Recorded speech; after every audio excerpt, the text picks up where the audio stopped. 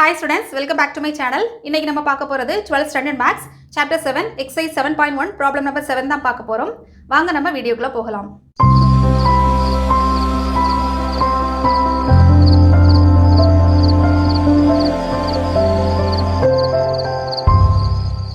ப்ராப்ளத்துல என்ன கொடுத்திருக்காங்கன்னு வாங்க பார்க்கலாம். A biogon makes one revolution every 10 seconds. கப்பலின் மீதுள்ள சுழலொளி விளக்கு ஒவ்வொரு 10 வினாடிகளுக்கு ஒரு முறை சுற்றுகிறது. லைட் ஹவுஸ் மாதிரி இந்த வீடியோவில் பார்த்தீங்கன்னா தெரியும் கிளியரா. ரெவல்யூஷன்ங்கிறது ஒரு சுற்றுமா, ஒரு சுற்று பண்ணுறதுக்கு 10 செகண்ட் வந்து எடுத்துக்குது. நெக்ஸ்ட் என்ன கொடுத்துருக்காங்கன்னு பார்க்கலாம். It is located on a ship which is anchored 5 kilometre from a straight shore line. கடற்கரையிலிருந்து 5 கிலோமீட்டர் தூரத்தில் கப்பல் நங்கூரம் இடப்பட்டுள்ளது. ஆங்கர் நங்கூரம் அப்படின்னா இந்த ஸ்டில் பார்த்தீங்கன்னா தெரியும். இந்த நங்கூரம் எதுக்கு யூஸ் பண்ணுறாங்கன்னா கப்பல் வந்து அசையாம மீன்ஸ் கடல் அலைகள் மூலமாக வந்து மூவ் ஆகாமல் இருக்கிறதுக்காக போடுறது அந்த நங்கூரம். அப்போது இதில் என்ன கொடுத்துருக்காங்கிறத பார்த்துடலாம். இதுதான் வந்து நம்ம கடற்கரைன்னு எடுத்துக்கலாமா, சரியா? இது வந்து ஷீஷோர். கடற்கரையிலிருந்து 5 கிலோமீட்டர், ஓகேம்மா. இது வந்து 5 கிலோமீட்டர் வச்சுக்கலாமே. இந்த இடத்துல தான் நமக்கு கப்பல் வந்து பிளேஸ் பண்ணியிருக்காங்க, நங்கூரம் இடப்பட்டுள்ளது, சரியா? ஆங்கர் மூலமாக வந்து இது பண்ணியிருக்காங்க. ரெவல்யூஷனுங்கிறது நம்ம ஒரு சுற்று, அப்போது இப்படி சுற்றுது கரெக்டாக. இதுதான் வந்து நம்ம பியோகானோட லைட் எஃபெக்ட், ஓகேம்மா.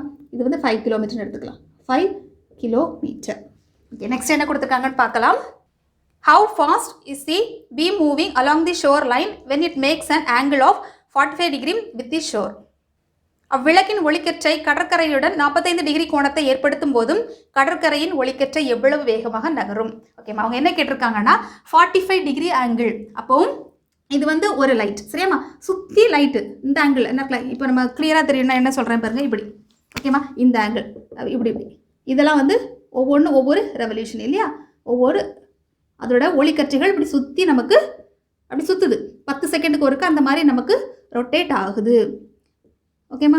இப்படி ரொட்டேட் ஆகும்போது அவங்க என்ன கேட்டிருக்காங்கன்னா 45 டிகிரியாக இருக்கும்போது அதோட சேஞ்ச் என்னென்னு கேட்டிருக்காங்க. அப்போ 45 டிகிரினா அப்ராக்சிமேட்டடாக இந்த ரேஞ்சில் இருக்குமா, அப்போ இதுதான் கேட்டிருக்காங்க, ஓகேம்மா. இப்போ இதை நம்ம 45 டிகிரின்னு எடுத்துக்கலாம். 45 டிகிரியாக இருக்கும்போது சீஷோர், அப்போ இதுதான் டீட்டா கொடுத்துருக்காங்க. எவ்வளவுமா, 45 டிகிரி. அப்போது இதை நம்ம ஓன் எடுத்துக்கலாம், சரியாம்மா. இந்த ஆரிஜினை நம்ம ஓன் எடுத்துக்கலாம், ஓன் எடுத்துக்கிறேன், ஓகேம்மா. இது வந்து நம்ம இது ஏன்னு எடுத்துக்கலாம், இது வந்து நம்ம பின்னு எடுத்துக்கலாம், ஓகேம்மா. அப்போது இதை தான் கேட்டிருக்காங்க, ஓகேவா.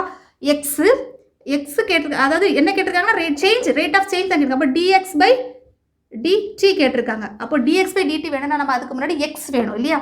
அப்போது நமக்கு எக்ஸும் தெரியணும், அதுலேருந்து நம்ம டிஎக்ஸ் பை டிடி கண்டுபிடிக்கணும். வாங்க நம்ம ஒர்க் அவுட் பண்ணலாம். இப்போ டேட்டாஸ் எழுதலாம் பாருங்கள். 1 ரெவல்யூஷன், சரிம்மா. 1 ரெவல்யூஷன் இன் 10 செகண்ட். ஏன்னா அவங்க ப்ராப்ளத்தில் கொடுத்துருக்காங்க ஒரு ரெவல்யூஷன் வந்து சுற்றி வரதுக்கு 10 செகண்ட் எடுக்கும்னு கொடுத்துருக்காங்க. இப்போ நம்ம இதை எப்படி எடுக்கலாமா, இப்போ வந்து ஒரு ரவுண்டு ஃபுல் ரவுண்டுனா எந்த ஆங்கிளில் வரும், 360 டிகிரி. வட்டத்தின் மொத்த கூட்டு கோணம் என்ன வரும், 360 டிகிரி வரும்.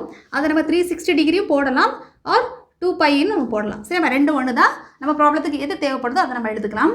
நெக்ஸ்ட்டு இது வந்து 10 செகண்ட் அப்படின்னா 1 ரெவல்யூஷன் இன் 1 செகண்ட்.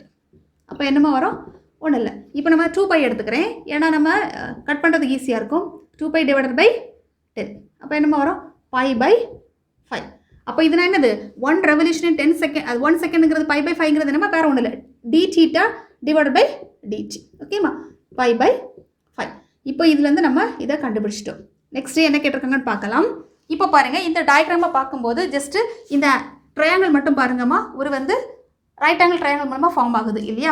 அப்படி இருக்கப்போ நம்ம வந்து பித்தாகரஸ் தியரம் அப்ளை பண்ணலாம். பாருங்கள், அப்ளை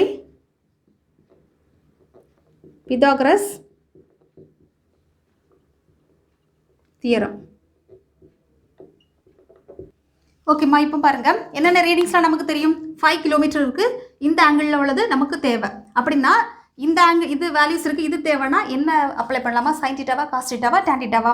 இப்போது ரைட் ஆங்கிளாக பேஸ் தெரியுது, ஆப்போசிட் வேல்யூஸ் நமக்கு தெரியும். அப்படின்னா நம்ம டேன் தீட்டா அப்ளை பண்ணலாம்.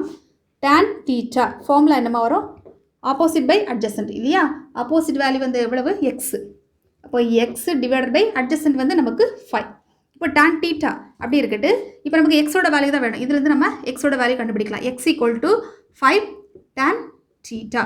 இப்போ நமக்கு எக்ஸோட வேல்யூ கிடச்சிருச்சு. ஆனால் நமக்கு எக்ஸோட வேல்யூ தேவை கிடையாது. dx/dt தான் நமக்கு வேணும். என்ன வேணால் எழுதிக்கலாம். dx/dt அவங்க கேட்டிருக்கிறது வந்து dx/dt = என்னன்னு கேட்டிருக்காங்க. அப்போ dx/dt கண்டுபிடிக்கணும்னா இதை நம்ம டிஃப்ரென்ஷியேட் பண்ணலாம்.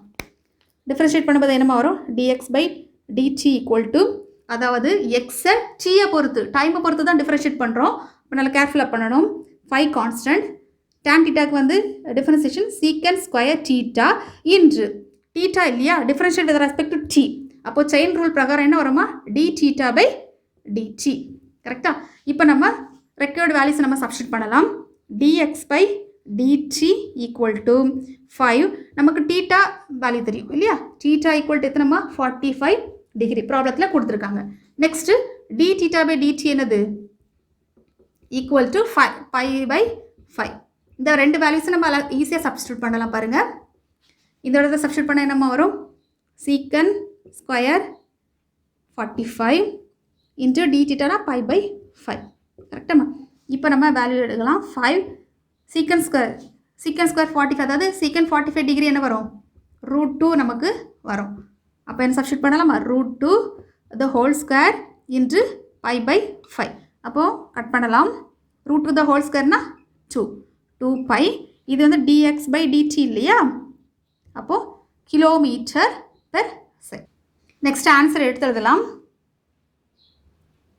The beam is moving along the seashore line.